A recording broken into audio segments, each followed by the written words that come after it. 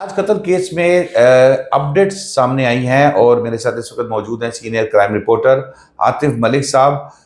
Postmortem report जो है वो अमीर बलाच की सामने आ गई है और किस तरीके से खौफनाक तरीके से गोलियां मारी गई और फिर उसके बाद वो गोलियां कैसी थी और उसका क्या असर था। यानी कि मारने वाले ने ये पूरा प्लान किया था कि किसी भी तरीके से बचना नहीं चाहिए। पूरा होमवर्क किया हुआ था, पूरी तैयारी मुकम्मल की हुई थी। आतिफ मलिक साहब मौजूद है, इनसे पूछते हैं कि जो पोस्टमार्टम रिपोर्ट आई है, आतिफ साहब जो पोस्टमार्टम रिपोर्ट आई है, क्या रिपोर्ट आई है, उसमें क्या तफसीलात हैं उसके मुताबिक? देखिए सर, इस केस में डे बाय डे अपडेट्स तो हो रही है। अब ये लेटेस्ट अपडेट है जो कि इन्वेस्टिगेशन के बहुत ज़्यादा ही रेलिवेंट है। ये रिपोर्ट आई ताख़ीर से है क्योंकि बड़ा टची मैटर था। पुलिस इसको हर अंदाज से चेक कर रही थी कि हुआ गया। अब सर इस रिपोर्ट में एक नया ही इंकशाफ किया है कि बराज को 5 फायर लगे और जब फायर लगे हैं तो एक जो फायर है वो उसकी जो बाइस से हलाकत है वो उसके दिल पे फायर लगा है। उस फायर से वो हलाक हुआ है। अब इसके अंदर एक बड़ा साइंटिफिक तरीका यूज़ किया गया उसको मारने के लिए कि बस ये बचे ही ना। आपने अपने ही अभी इंट्रो में बताया, क्योंकि ये दुश्मनदार लोग होते हैं और इनका टारगेट ही बलाज था। ऑलरेडी टीपू था, टीपू को भी फायर लगे, उसको भी 5 से ज़्यादा फायर लगे थे और वो बड़ा हाई अलर्ट सिक्योरिटी एरिया में उसको मारा गया। इसको एक शादी के फंक्शन में मारा गया और टारगेट यही था कि इसको मारना ही मारना है। तो ये किस तरह की गोलियां इस्तेमाल की गई हैं इसमें? जैसा कि बड़ा एक अजीबो-गरीब इसमें इन्होंने ट्विस्ट दिया है कि दुश्मनदार तो बहुत से लोग हैं, दुश्मनी में रोज़ बंदे मर रहे हैं, लेकिन इस दुश्मनी में एक स्पेशल यानी कि अपना साइंटिफिक फिर कहूँगा कि जैसा लाहौर पुलिस कहती है कि हम जदीद अंदाज से तफ्तीश की है, ये जदीद अंदाज से कत्ल किया गया है। उस वक़्त ये बात हाईलाइट नहीं हुई थी जब टीपू मरा था।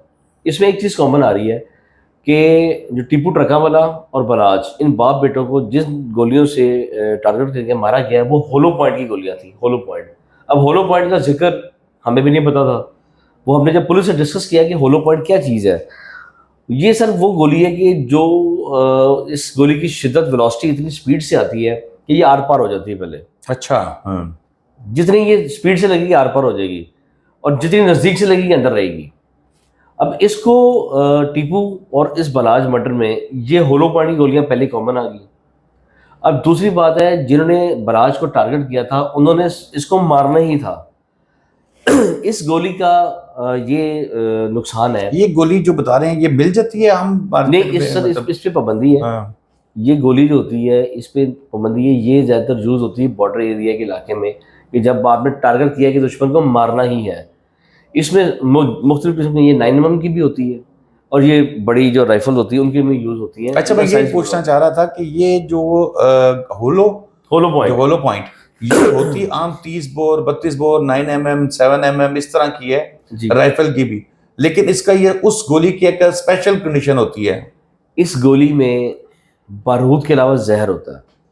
अच्छा। और जिस बंदे को ये गोलियां लगे, बहुत तहकीक के साथ उसके मरने के चांसेस 90% है, बचने के चांसेस 10% है। और ये बॉडी के अंदर जब जैसे फटती है तो इसका जहर फौरी फैलता है। अब अक्सर लोग अगर फर्ज करें 100 में से 3 लोग बच जाते हैं इस गोली से, लेकिन इस गोली के इतने असरात होते हैं कि या उसको फालिज हो जाएगा, लकवा हो जाएगा, हार्ट अटैक्स उसको आएंगे।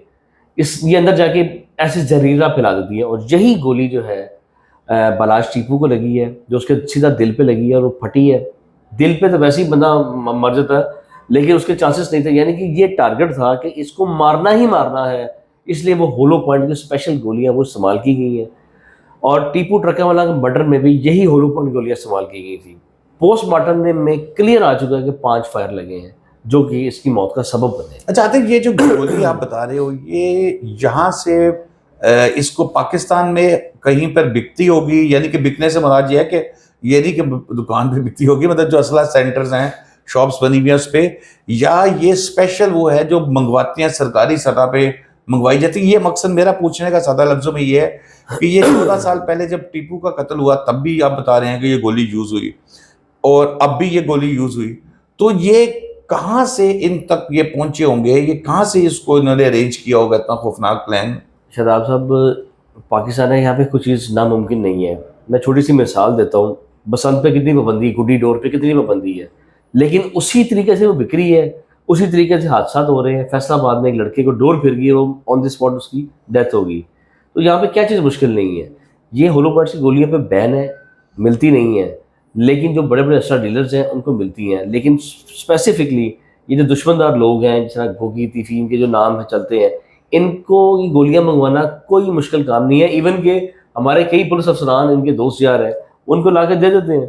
बाहर आना जाना वो अपने कार्ड पे वेपन्स जो है वो ड्यूरिंग ट्रैवलिंग में यूज़ कर सकते हैं, रख सकते हैं और रखवा देते हैं। तो ये गोलियां मुश्किल नहीं है, हाँ नामुमकिन भी नहीं है।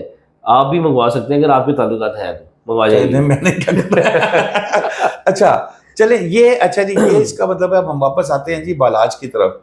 तो आतिफ, ये तो बड़ी खौफनाक इंकशाफ आप कर रहे हैं। इससे तो मतलब था कि इनके पास जीरो टॉलरेंस थी कि किसी भी तरीके से माफी नहीं है। ना माफी नहीं, आप इसको टारगेट था मारना ही मारना है, मारना ही मारना है। और वही हुआ। और वो बेचारा, वही गोली उसकी हलाकत का बायस बनी है। नहीं तो कई यहाँ पे दुश्मनदारी, इनको 30-30 गोलियां भी लगी हैं, वो खड़े हैं आज तक। अच्छा, इसमें इसमें शहजाद साहब एक बात कहूँ कि पुलिस ने जितने भी डायरेक्ट या इनडायरेक्ट तफ्तीश की है, वो सारा जो दायरा घूम रहा है वो तीफी की तरफ घूम रहा है, शायद आपने सुना भी हो। बिल्कुल। और तीफी को पकड़ने के लिए अब पुलिस क्या कर रही होगी, मुझे बताएं। वो वारंट वगैरह, हाँ मुझे, बल्कि मैं अब बात ये कि अभी कल भी मैंने वही बात कर रहा था, एक सुन रहा था मैं, वहाँ पर एक सीनियर पुलिस ऑफिसर जो हैं वो ये कह रहे हैं कि तीफी बट जो है वो दुबई में है।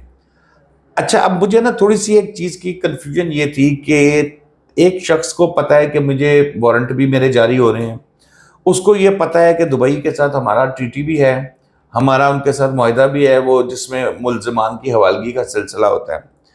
तो क्या मजबूरी है कि वो दुबई बैठा हुआ है, वो छोड़ के किसी और जगह नहीं जाएगा? क्या आपके पास क्या इतलात है? क्या तीफी बट इस वक्त दुबई में मौजूद है? नहीं जी, ये जो पहले तक इतलात थी पुलिस को कि तीफी बट जो है वो दुबई तक मौजूद है, और यही अफवाह भी फैलाई गई। और जो तीफी ने अपना जो बयान दिया है वो दिया दुबई से ही है।